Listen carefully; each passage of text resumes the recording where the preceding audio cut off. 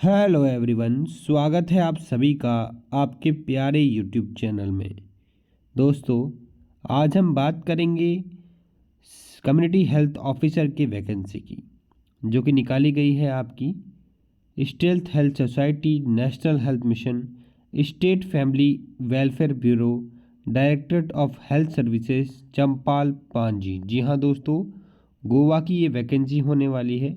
आइए जान लेते हैं कि सीएचओ यानी कम्युनिटी हेल्थ ऑफिसर के साथ साथ कौन कौन से विभाग में वैकेंसी निकाली गई है। आपके स्वास्थ्य विभाग जो है उसके अंदर कौन कौन सी पोस्ट निकाली गई है। आपको हम बता दें कि ये जो obtaining the approval of health minister, secretary health, mission director NHM, it is proposed to fill up the following categories of post purely on contract basis. Health minister ji जो हैं, सेक्रेटरी जो हैं, मिनिस्टर ऑफ डायरेक्टर एनएचएम के जो हैं, उनके approval के बाद में purely contract based basic vacancy निकाली गई है, जो कि फ़िलहाल अभी 1 साल के लिए रहने वाली है और बाद में इसको बढ़ाया भी जा सकता है।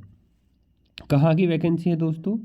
पानाजी गोवा की वैकेंसी ये होने वाली है, जिसके अंदर आपको बता दें कि gynaecologist, paediatrist, sonologist, anaesthetist, medical officer, dental surgeon, block epidemiologist, early interventionist, AYUSH doctor BMS AYUSH, community health officer BSc nursing, lady health visitor, demographer, staff nurse, district programme, IEC supervisor, radiographer, pharmacist, Panchakarma therapist AYUSH, dental technician, counsellor, data assistant, computer assistant, data entry operator, driver, administrative assistant, इन सभी की vacancy निकाली गई है। लेकिन आपको हम बता दें, सबसे पहले मैं बात करूंगा आपकी कम्युनिटी हेल्थ ऑफिसर वैकेंसी की। दोस्तों देखिए, कम्युनिटी हेल्थ ऑफिसर वैकेंसी जो कि निकाली गई है north Goa and south Goa में। आपके सब सेंटर लेवल पे आपकी ये पोस्ट होगी, जिसके अंदर जनरल कैटेगरी की बात करें तो 35 सीट्स रखी गई है। ओबीसी कैंडिडेट्स की बात की जाए तो 18 सीट रखी गई है। एसटी की 8 सीट्स, एससी कैटेगरी की 1 सीट और ईडब्ल्यूएस कैटेगरी की 6 सीट रखी गई है। यानी कि आपकी टोटल सीट जो है कम्युनिटी हेल्थ ऑफिसर की वो 68 पोस्ट आपकी होने वाली है। सैलरी क्या मिलने वाली है आपको? 20,000 आपको सैलरी मिलने वाली है।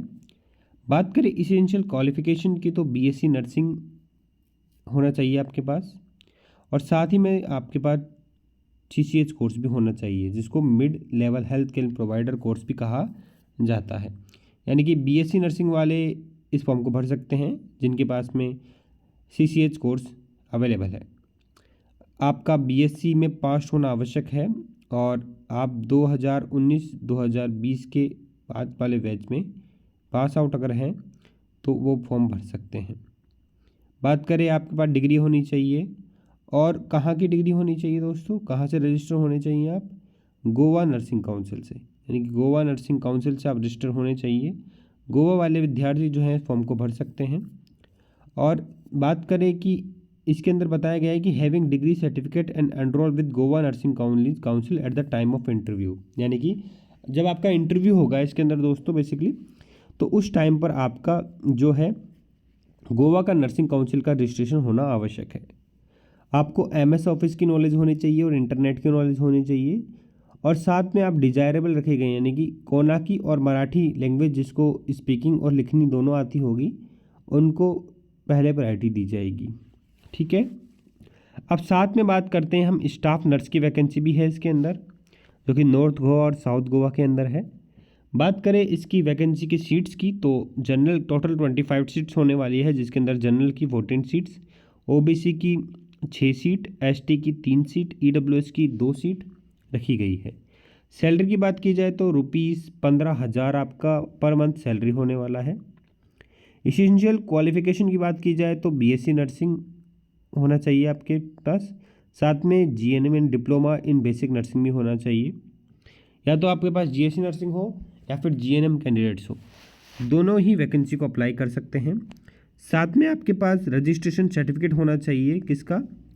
Midwife with Goa nursing council, registered nurse होने चाहिए आप गोवा नर्सिंग काउंसिल में। ठीक है दोस्तों, तो ये दोनों ही वैकेंसी जो है आपकी कम्युनिटी हेल्थ ऑफिसर वैकेंसी और स्टाफ नर्स वैकेंसी, दोनों ही वैकेंसी बहुत ही अच्छे लेवल पर निकाली गई है। फ़िलहाल जो है आपका 1 साल का पीरियड रखा गया है इसके में, कॉन्ट्रैक्ट बेस्ड, बाद में इसको बढ़ा भी सकते हैं। इंपॉर्टेंट चीज़ों की बात कर ले कि एज लिमिट जो रखी गई है वो आपकी 18 साल से लेकर 40 साल रखी गई है। आपको एसटी कैंडिडेट्स और एससी कैंडिडेट्स जो है उनके लिए 5 साल का रिलैक्सेशन रखा गया है। ओबीसी कैंडिडेट्स के लिए 3 साल का रिलैक्सेशन, फिजिकल हैंडीकैप्ड जो पर्सन है उनके लिए 10 साल का रिलैक्सेशन रखा गया है। ठीक है, और एज लिमिट जो है पोस्ट की वो 64 ईयर है। ठीक है, अलग अलग पोस्ट की बात कर रहा हूँ। ठीक है, बात करें आपकी 15 years resident certificate is mandatory, यानी कि आपका 15 साल तक कम मिनिमम 15 साल आप रहे हों आपके गोवा के अंदर, वो ज़रूरी है।